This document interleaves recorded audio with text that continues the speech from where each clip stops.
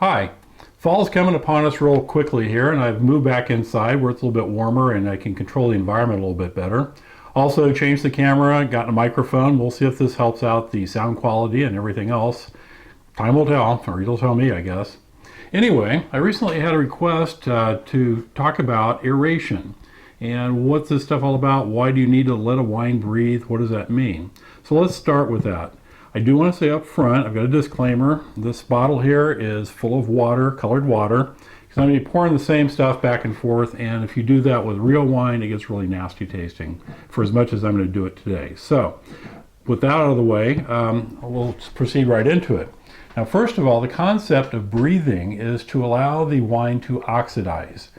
Now, it's recommended, especially with a red wine, a big red wine like a Cabernet Sauvignon, or a heavier white wine like a Chardonnay, to open the bottle ahead of time, let it get some air and breathe a bit. Now, if you don't have time to do that, or you're not sure how much, or even if you need to, you have to kind of play that by ear and get used to it. So let's start with the first concept of you take your wine, pour it in the glass, and remember back to video 1, you just do a tasting pour. There's very little wine in there, if you can see it. And this, of course, is water, but still, same concept applies. You get the swirl going.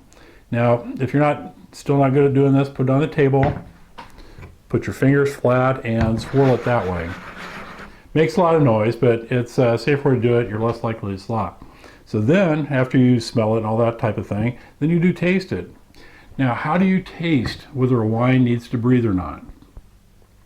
This kind of comes with experience. You have to understand what you're drinking. Cabernet Sauvignon, for example, you would have a pretty good idea before you tasted it what it should taste like if you've had a number of them before. It comes with time and experience.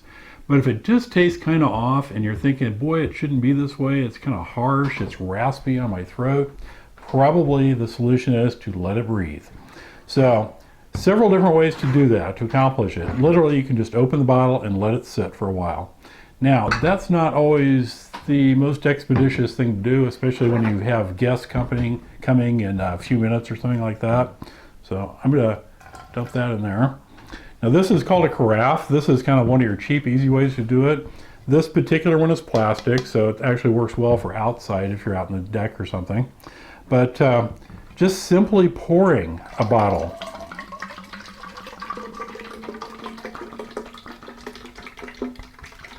Yep, splashing over the top a little bit there. If you got something like this, it wouldn't be a bad idea to practice with a bottle of water, because I just kind of made a mess reaching back here for a paper towel. Got a whole roll behind me. I'm prepared this time. Okay, so anyway, the point being, now you've got it in this carafe, and the wine level's up to here, so now you've got a much bigger area, surface area exposed. You compare that size to the top of the bottle. Okay, so what this allows the wine to do is be exposed to air and begins to oxidize. What does oxidize mean? Very simply, it's the components of the wine are mixing with the oxygen in the air. Just like if you get a nail or a piece of steel that gets wet and after a while you leave it set, it gets all rusty. Well, this is kind of wine rust. In this case, a little bit is a good thing. Now, if you get too much oxidation, it'll just make it taste flat and unappealing. You'll still have the flavors in there, but they won't taste quite right. It's kind of like drinking a soda pop after it's been sitting open all night. All the fizz is gone. Well, this wine doesn't have any fizz to start with, but it will taste funny.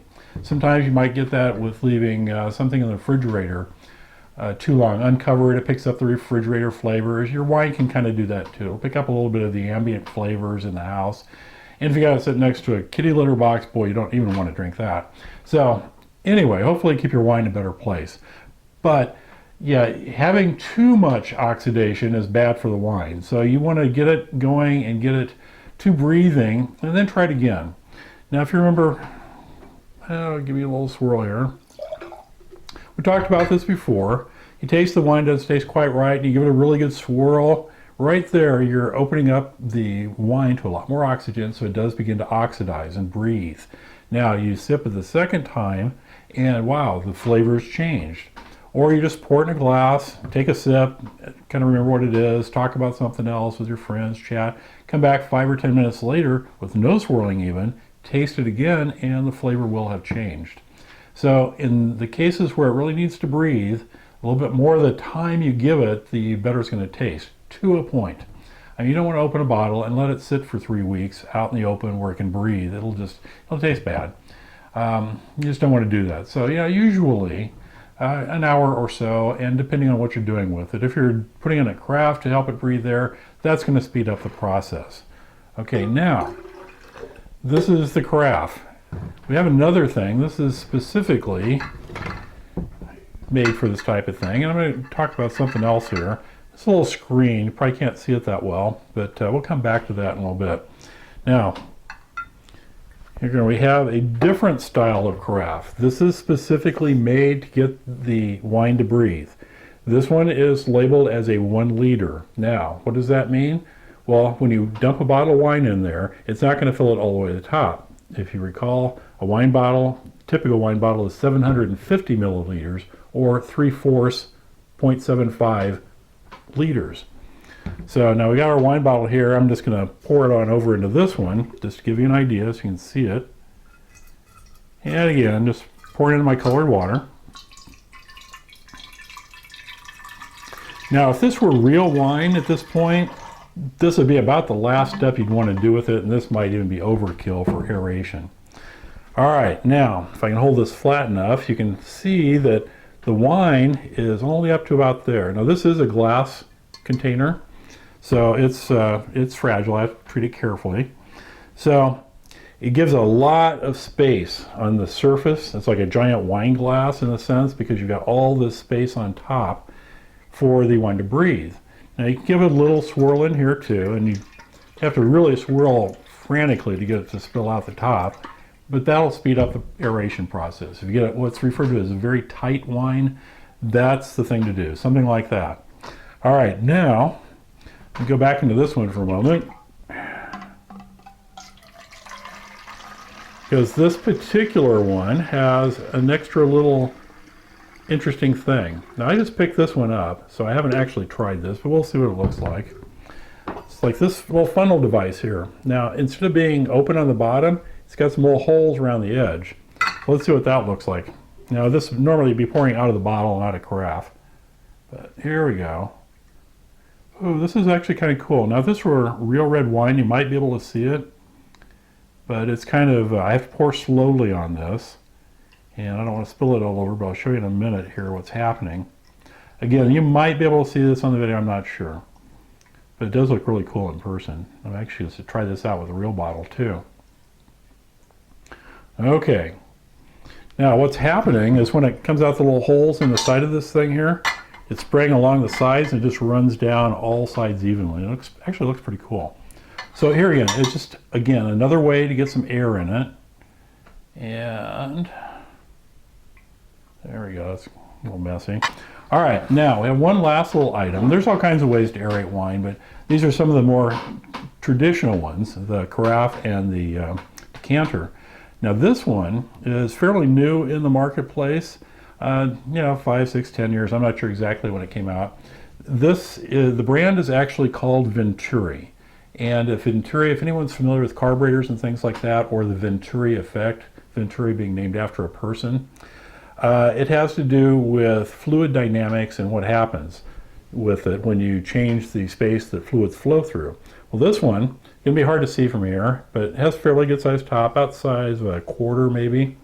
So that's kind of like a little funnel. Now you can't see this for sure because it's kind of hard to see right here. Where my 2 fingers are little holes that go into the center of the funnel part. Now, when you pour the wine in here, it's actually like a little funnel, but when it comes out, it's a much smaller hole. So you've got some gravity effect, and as it goes down, the Venturi effect, scientific principle, you can Google that, actually sucks the air in through these little holes on the side. Now this one makes a noise, and I think you'll be able to hear it, and we'll see. Move things around. The way you do this one, there is a stand that you can purchase for these. So it just kind of sits in the stand. You don't have to hold it. I don't have one. I bought mine before they came out with the stand. But here we go. So I just kind of listen to it. It's kind of a bizarre sound.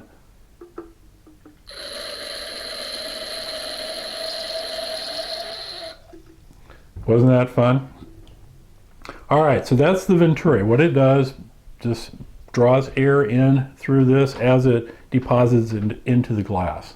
Now the one trick to this is you do have to stop pouring before you get to the level on the glass, because after you stop pouring, it'll still has to empty out that funnel part at the top. So you kind of have to, again, practice a bit. It's always good to just get a bottle of water and try it that way if you're going to entertain and use it that way. So I recommend any of these devices. They work great. I don't know if there is another manufacturer out there that makes these that's as good or comparable. I've only seen this particular one. Not really pressing that brand, but it's the only one I know of. So now, I told you about this little screen thing back here. Now, one of the original uses for a decanter was to take the sediment out. When you had an older bottle of wine, and way back when, most all bottles, old or young, had sediment in them. Now the sediment is actually referred to as lees, L-E-E-S. It's a French word. It's the little dead cells, the yeast cells that are still in the wine as they settle to the bottom. Sometimes you'll get some other things. If in a very old wine, it will start to separate out a bit, and you'll have that little sediment in the bottom too. All of that is totally safe to drink. It just doesn't taste good in the mouth. It's kind of like if you're drinking a cup of tea and all of a sudden you get tea leaves in there. They're not going to hurt you. It just feels funny in the mouth. So anyway, this little screen, you put it inside here, and then when you pour it through, it helps to catch that. So that acts more as kind of one of the traditional uses of decanter, is to catch that sediment. Now this is fairly fine. I don't know if it'd catch all of it, but I'll give it a try sometime if I run across a wine like that. So I hope that helps. Basically what you're doing to get the wine to breathe is introducing air to it. You're waking it back up, and it will, in some cases, make the wine taste a whole lot better. You kind of have to taste it first, and then you might decide, oh yeah, this needs a little bit of breathing time, or needs a little bit more air to it. So at that point, you get out one of your wonderful devices. I should comment too, the nice thing about the Venturi is if you're only going to drink a glass or 2 glasses, you don't want to drink the whole bottle. Well, once you get it through into the decanter or a carafe, you've pretty much oxidized it, and you don't really want to let it wait too long before you consume it. This, on the other hand, if you're pouring directly out of the bottle into this, you can do 1 glass, you can do 2 glasses, or you can do the whole bottle, ultimately, a glass at a time. So it kind of helps keep it from getting too oxidized too soon if you just want to do a small quantity. Anyway, I hope you learned something, and if you did, give me a big thumbs up, and I'm going to be a little bit more diligent about getting these out in a timely fashion. I kind of had a span there, but I'm back at it now. So, in the meantime, I would say cheers, but bad luck to toast with water. I'll just say it anyway, but not toasting. So cheers, have a good time, enjoy your wine, and drink responsibly.